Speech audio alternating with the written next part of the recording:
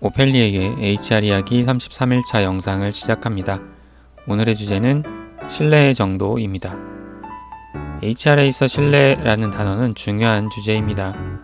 동료와 동료, 리더와 구성원 등 상호작용해서 서로를 믿고 일을 하는 기업과 그렇지 않은 기업이 있다면 두 기업의 모든 조건이 동일하다 하더라도 그 생산성에는 가시적인 성과의 차이가 있을 겁니다. 저는 이런 경험이 있습니다. 제가 있었던 기업은 인사팀이 2개 팀으로 구성되어 있었습니다. 서로 다른 법인의 인사팀이지만 가족회사로 실제로는 거의 같이 움직이고 있었죠. 당시 주 40시간 제도가 본격적으로 시행되는 시점이었는데 당시 저는 주 40시간제 시행에 대해 미리 검토하고 연차휴가 촉진제도 시행에 대한 준비를 해야 한다는 보고를 했습니다. 제가 속한 인사팀의 리더와 다른 인사팀 리더분이 본부장님실로 들어가서 같이 논의를 하고는 우리 회사는 해당 제도 시행을 하지 않기로 결정을 합니다. 저는 그렇게 전달을 받았죠. 이후 몇 개월이 지나고 다소 충격적인 이야기를 만나게 됩니다.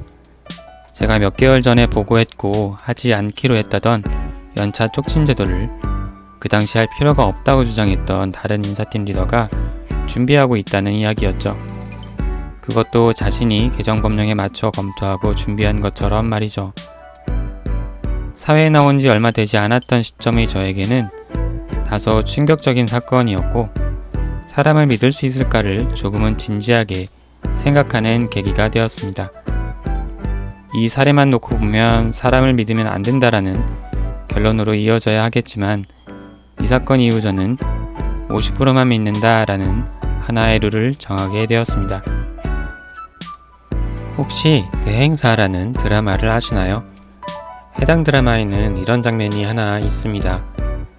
극중 대행사의 대표이사를 맡고 있는 김문호라는 인물은 기본적으로 강한나라는 회장님의 딸에 대해서 우호적인 존재로 등장합니다. 극중 강한나의 어린 시절 장면이 나옵니다. 어린 강한나는 김문호에게 이제 약속했으니까 내가 아저씨 100% 믿을게 라고 말을 합니다. 그런 어린 강한나를 보면서 김문호는 100% 믿지 마 라고 말하죠. 사람을 100% 믿으면 나중에 상처받을 수 있다고 말이죠. 이에 어린 강한나는 그럼 50%만 믿을게 라고 답을 합니다. HR이라는 일을 하면서 믿을 수 있다고 생각했던 사람들의 다른 모습들을 만난 순간들이 있었습니다. 앞선 제 이야기에서 해당 리더는 자기 자신의 이익을 위해 구성원의 공을 가로채는 모습을 보여주기도 했지만 그렇다고 사람과의 만남을 의심으로 시작하면 좋은 일보다 나쁜 일이 더 많아질 겁니다. 어린 강한나처럼 저도 사람을 대할 때 50%만 믿는다로 시작합니다. 누군가와 일하는 시간 속에서 누군가에 대한 신뢰는 50%를 넘을 수도 있고 50% 아래로 낮아질 수도 있을 겁니다.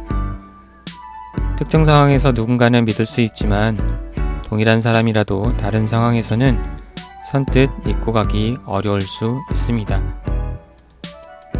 신뢰라는 단어는 중요합니다.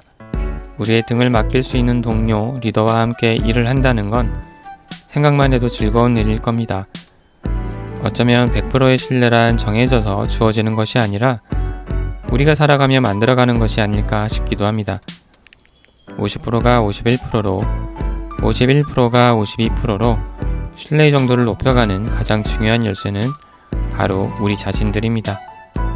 33일차 영상이 드리는 메시지입니다. 감사합니다.